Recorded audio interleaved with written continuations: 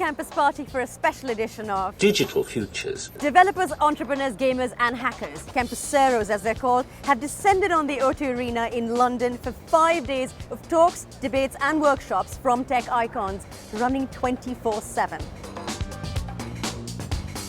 Campus Party started 16 years ago with just 250 people attending. Now though, it's the largest electronic entertainment event in the world, with over 5,000 campuseros camping out here every single day. We're in one of the gaming zones at Campus Party, where you have 7 stages and 500 hours of content being produced. So, John, what's your favorite part of Campus Party? So far it's been the inspirational speakers on the main stage. They've said some really inspirational stuff which I can take home with me, and obviously as a UX designer myself, as an intern, it's been really interesting going all around the whole Campus Party really. So what's the highlight of Campus Party for you, Laura? I think the inspirational speakers, again, because I'm a physicist, so I love to learn new things. The atmosphere is absolutely electric. We pinned down some amazing tech influencers to get their take on Campus Party and innovation in Europe. So what I really like about Campus Party is just this amazing vibe of digital culture, lots of hackers, makers, remixers, people coming in, and it's not just consuming technology, but actually creating technology and making it their own.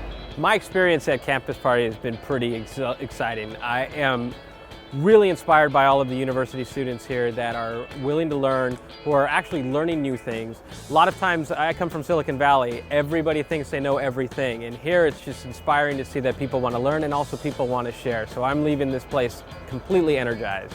One of the things I like about Campus Party is it's not only about the technology, but it's also about entrepreneurship. It's about how to create a business. It's encouraging people to go out, these young people to go out and create their own businesses. And I think that that's a really great thing.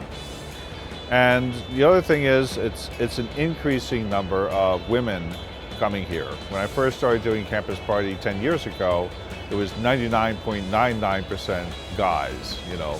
And then every once in a while they would bring along their girlfriends. And then all of a sudden, about 3 or 4 years ago, it started to be the girls would be coming and bringing along their boyfriends. And I think that that's a good thing too. I think technology has a bit of a bad image, I guess, amongst women as an industry as well. Women need to see role models, but they need to see that they can succeed within technology. They need to not just see women at the top, but see women at all levels, see women well represented, and see a diversity of women as well. In my experience in working in the tech industry, female executives tend to compete more than collaborate with each other. And they sort of isolate themselves because they have such dedicated focus to climbing up that executive ladder that they don't have time for anything else. And this is a huge issue because the younger generation, they don't have those role models, those women to teach them the best practices, to sort of serve as sponsors to help them in getting those connections, networking, learning sort of the rules of the road. Yeah, so it's very exciting to see in the 21st century women in leadership roles, starting their own companies, managing Silicon Valley's giants like Facebook and Yahoo and Google, for example. But I really want to see more of such women, and not just in Silicon Valley, here in Europe and in the Middle East or in Southeast Asia. I think society, and especially the conventional perceptions of women's role, need to adapt, adjust, realize that it is the 21st century and gender doesn't need to play a role in career choices. How do ideas flow through society? That's really fundamental, not money, not facts, not things like that. So what needs to happen is some sort of translation from the very mathematical description of behavior using these big data resources to things that people can use to reason about what to do in their daily life. And that's happening. So if you look at the role of tech, you've got this extraordinary stuff going on with the smart microgrid. If you look at Austin, Texas, Jeju, Korea, a project that I'm working on in Brixton with Brixton Energy and the repowering. It's about putting power back into the hands of local people. So to get more people involved in tech, more young people involved in tech, I think it's the same problem that needs solving across a lot of industries, and I think the solution across all of them is communication. People don't know what they want to do with their lives unless they know what there is to do. And if you can communicate to people how fruitful a career where you're a creative person is, it's an easy sell. Currently the education system doesn't teach as much technology as I would like it, because we have in school we have this big computer room, but nobody really uses it, and it's just used for like Word, PowerPoint, Excel. And in Ireland there's a huge job decrease, and the majority of jobs are in technology and programming. And so I've tried to get it into schools, and it's going really well. Europe has a history of the grand old men saying, this will be the policy, and then we do various things. Well, there needs to be lots more voices. Some of the voices will be wrong, but the way you win in the end is you have lots of different approaches, and those evolve always over time, and you water the ones that are growing. Part of the problem today is a lot of these kids think that all computer science comes from either Redmond, Washington or Silicon Valley.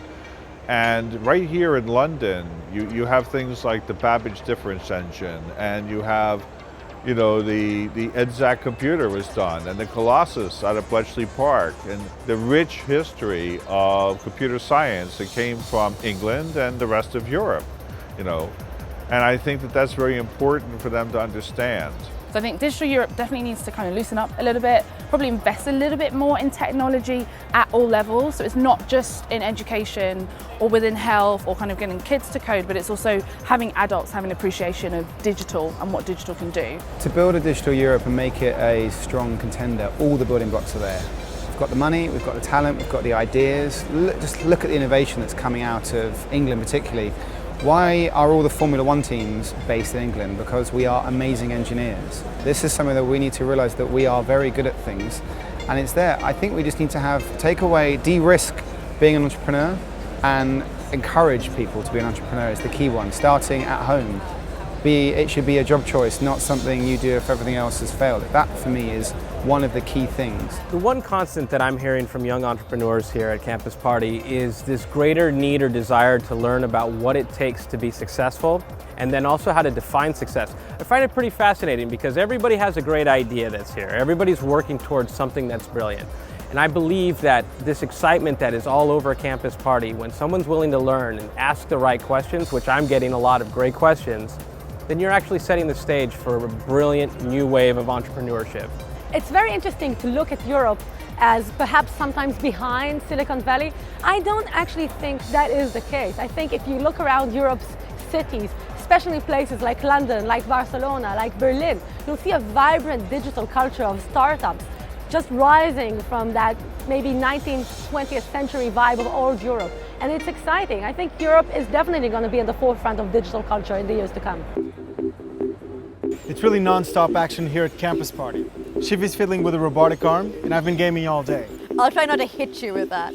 So these two guys here have created this nifty little device right here at Campus Party. It's been an absolutely phenomenal experience. This is Digital Futures. Thank you for watching.